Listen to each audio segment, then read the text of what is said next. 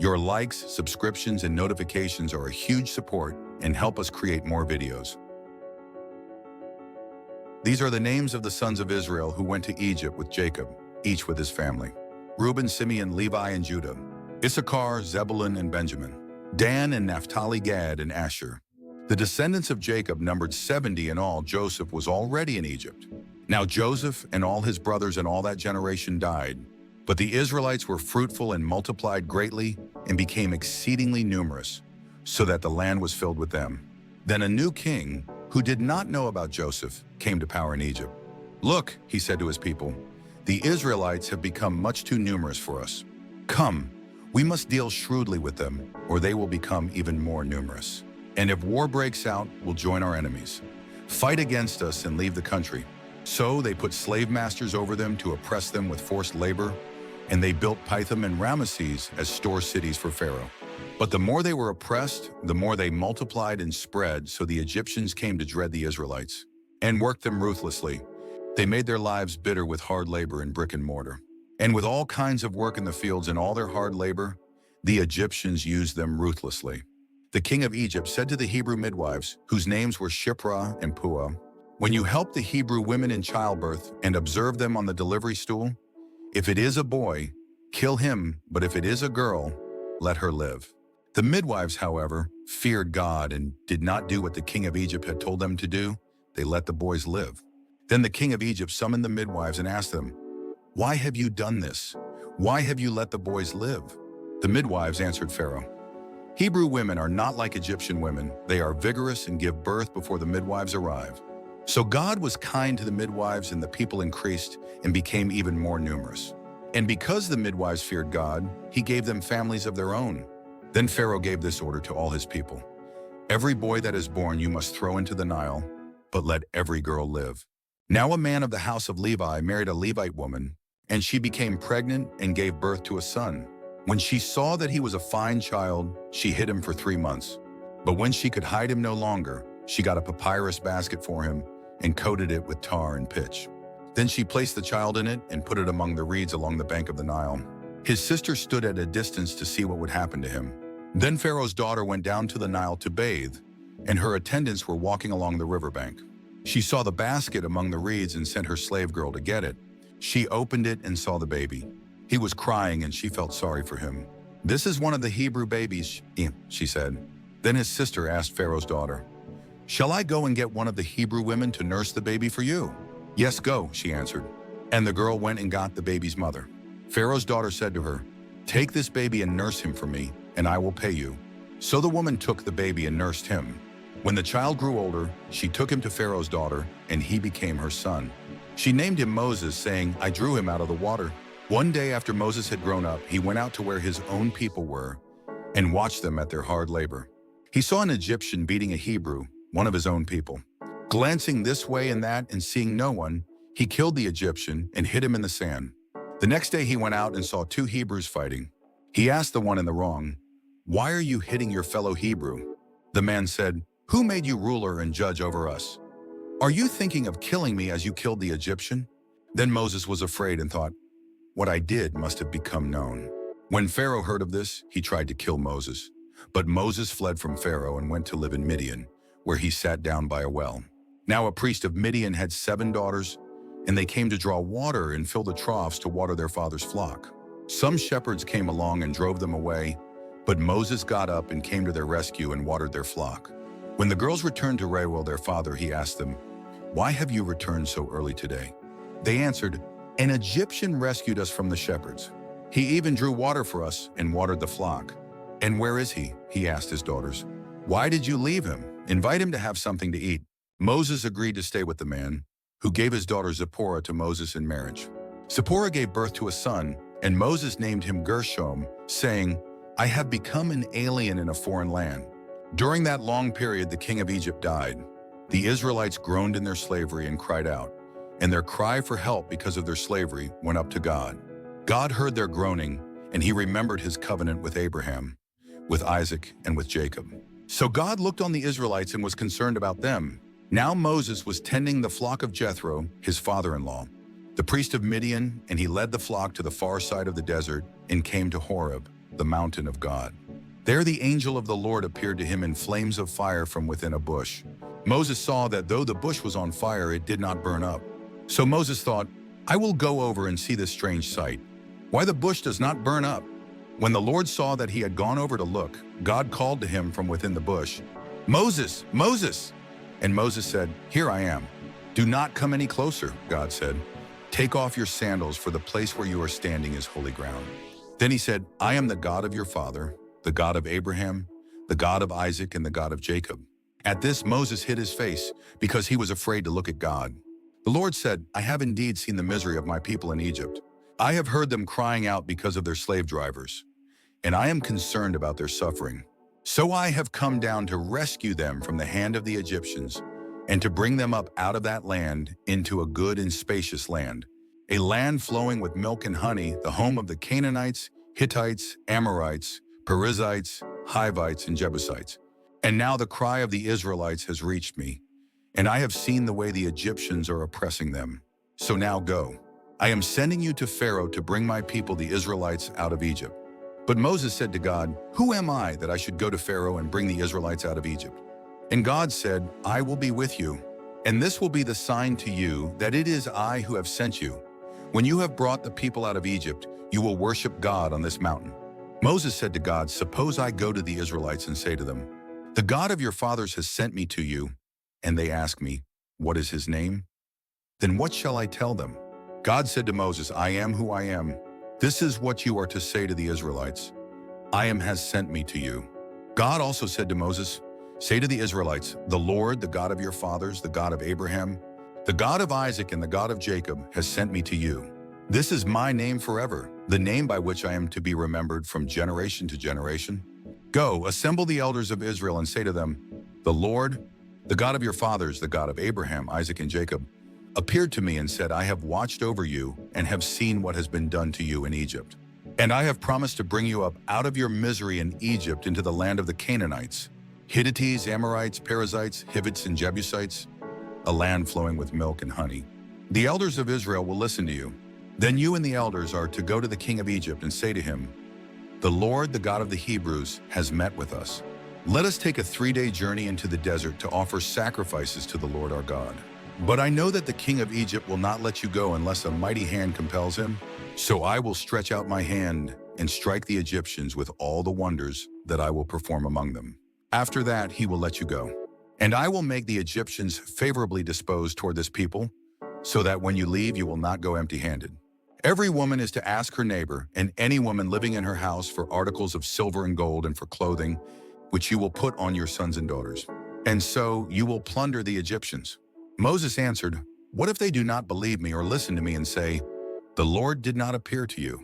Then the Lord said to him, What is that in your hand? A staff, he replied. The Lord said, Throw it on the ground. Moses threw it on the ground and it became a snake, and he ran from it.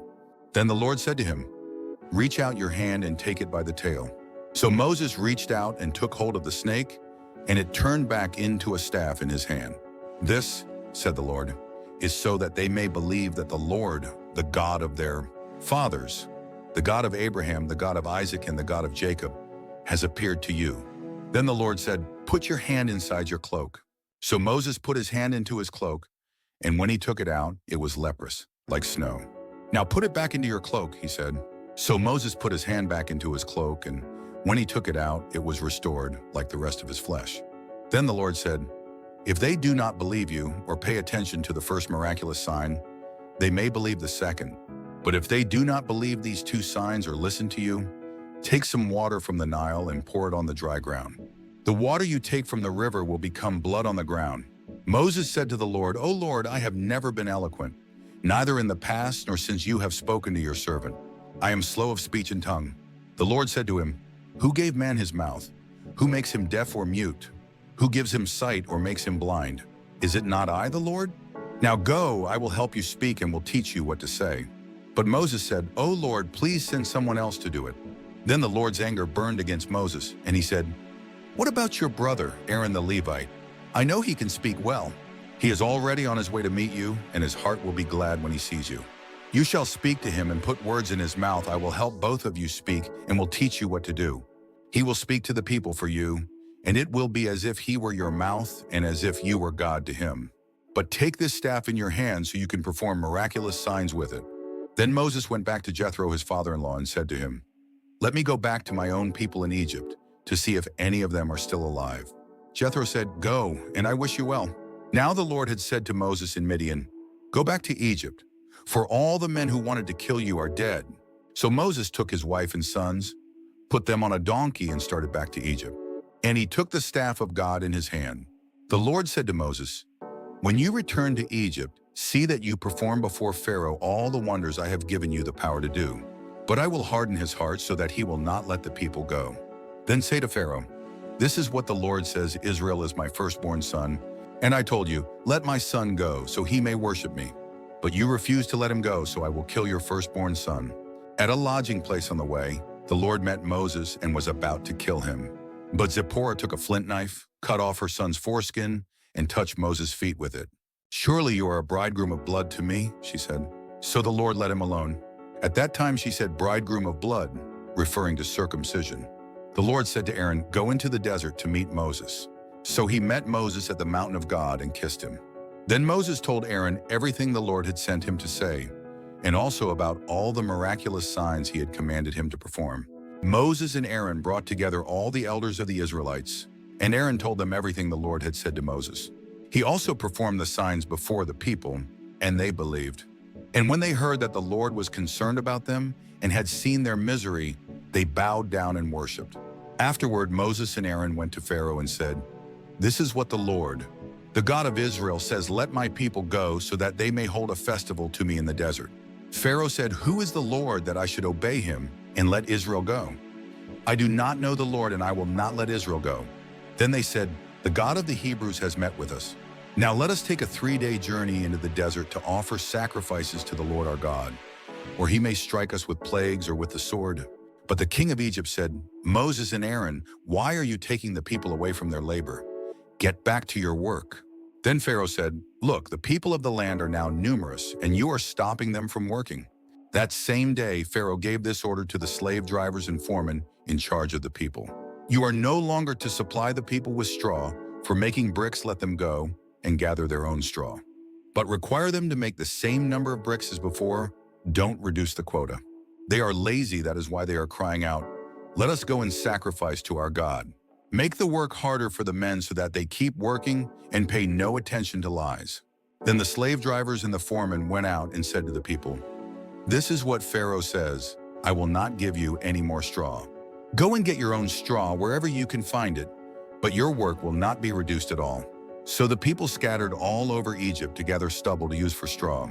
The slave drivers kept pressing them, saying, "Complete the work required of you for each day, just as when you had straw." The Israelite foremen appointed by Pharaoh's slave drivers were beaten and were asked, "Why didn't you meet your quota of bricks yesterday or today as before?" Then the Israelite foreman went and appealed to Pharaoh. "Why have you treated your servants this way? Your servants are given no straw, yet we are told, 'Make bricks.' Your servants are being beaten, but the fault is with your own people."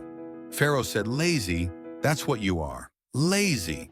That is why you keep saying, 'Let us go and sacrifice to the Lord.' Now get to work. You will not be given any straw, yet you must produce your full quota of bricks." The Israelite foremen realized they were in trouble when they were told, "You are not to reduce the number of bricks required of you for each day." When they left Pharaoh, they found Moses and Aaron waiting to meet them. And they said, "May the Lord look upon you and judge you. You have made us a stench to Pharaoh and his officials, and have put a sword in their hand to kill us." Moses returned to the Lord and said, "O Lord, why have you brought trouble upon this people? Is this why you sent me? Ever since I went to Pharaoh to speak in your name, he has brought trouble upon this people, and you have not rescued your people at all." Then the Lord said to Moses, "Now you will see what I will do to Pharaoh because of my mighty hand. He will let them go because of my mighty hand. He will drive them out of his country." God also said to Moses, "I am the Lord. I appeared to Abraham, to Isaac, and to Jacob as God Almighty. But by my name, the Lord, I did not make myself known to them. I also established my covenant with them to give them the land of Canaan, where they lived as aliens. Moreover, I have heard the groaning of the Israelites, whom the Egyptians are enslaving, and I have remembered my covenant. Therefore say to the Israelites, I am the Lord, and I will bring you out from under the yoke of the Egyptians. I will free you from being slaves to them, and I will redeem you with an outstretched arm and with mighty acts of judgment. I will take you as my own people, and I will be your God. Then you will know that I am the Lord your God, who brought you out from under the yoke of the Egyptians. And I will bring you to the land I swore with uplifted hand to give to Abraham, to Isaac, and to Jacob. I will give it to you as a possession. I am the Lord. Moses reported this to the Israelites, but they did not listen to him because of their discouragement and cruel bondage. Then the Lord said to Moses, "Go, tell Pharaoh, king of Egypt, to let the Israelites go out of his country." But Moses said to the Lord, "If the Israelites will not listen to me, why would Pharaoh listen to me, since I speak with faltering lips?" Now the Lord spoke to Moses and Aaron about the Israelites and Pharaoh, king of Egypt, and he commanded them to bring the Israelites out of Egypt. These were the heads of their families. The sons of Reuben, the firstborn son of Israel, were Hanak and Palu, Hezron and Carmi. These were the clans of Reuben. The sons of Simeon were Jemuel, Jamin, Ohad, Jachin, Zohar, and Shaul, the son of a Canaanite woman. These were the clans of Simeon. These were the names of the sons of Levi according to their records: Gershon, Kohath, and Merari. Levi lived 137 years. The sons of Gershon by clans were Libni and Shimei. The sons of Kohath were Amram, Izhar, Hebron, and Uzziel. Kohath lived 133 years. The sons of Merari were Mahli and Mushi. These were the clans of Levi according to their records. Amram married his father's sister Jochebed, who bore him Aaron and Moses. Amram lived 137 years. The sons of Izhar were Korah, Nepheg, and Zikri. The sons of Uzziel were Mishael, Elzaphan, and Sithri. Aaron married Elisheba, daughter of Amminadab and sister of Nahshon, and she bore him Nadab and Abihu, Eleazar, and Ithamar. The sons of Korah were Asir, Elkanah, and Abiasaph. These were the Korahite clans. Eleazar, son of Aaron, married one of the daughters of Putiel, and she bore him Phinehas. These were the heads of the Levite families, clan by clan. It was this same Aaron and Moses to whom the Lord said, "Bring the Israelites out of Egypt by their divisions." They were the ones who spoke to Pharaoh, king of Egypt, about bringing the Israelites out of Egypt. It was the same Moses and Aaron. Now when the Lord spoke to Moses in Egypt, he said to him, "I am the Lord. Tell Pharaoh, king of Egypt, everything I tell you." But Moses said to the Lord, "Since I speak with faltering lips, why would Pharaoh listen to me?" Then the Lord said to Moses, "See, I have made you like God to Pharaoh, and your brother Aaron will be your prophet. You are to say everything I command you, and your brother Aaron is to tell Pharaoh to let the Israelites go out of his country. But I will harden Pharaoh's heart, and though I multiply my miraculous signs and wonders in Egypt, he will not listen to you. Then I will lay my hand on Egypt, and with mighty acts of judgment, I will bring out my divisions, my people the Israelites. And the Egyptians will know that I am the Lord when I stretch out my hand against Egypt and bring the Israelites out of it." Moses and Aaron did just as the Lord commanded them. Moses was 80 years old and Aaron 83 when they spoke to Pharaoh. The Lord said to Moses and Aaron, "When Pharaoh says to you, 'Perform a miracle,' then say to Aaron, 'Take your staff and throw it down before Pharaoh, and it will become a snake.'" So Moses and Aaron went to Pharaoh and did just as the Lord commanded. Aaron threw his staff down in front of Pharaoh and his officials, and it became a snake. Pharaoh then summoned wise men and sorcerers, and the Egyptian magicians also did the same things by their secret arts. Each one threw down his staff, and it became a snake. But Aaron's staff swallowed up their staffs. Yet Pharaoh's heart became hard, and he would not listen to them, just as the Lord had said. Then the Lord said to Moses, "Pharaoh's heart is unyielding. He refuses to let the people go. Go to Pharaoh in the morning as he goes out to the water. Wait on the bank of the Nile to meet him, and take in your hand the staff that was changed into a snake.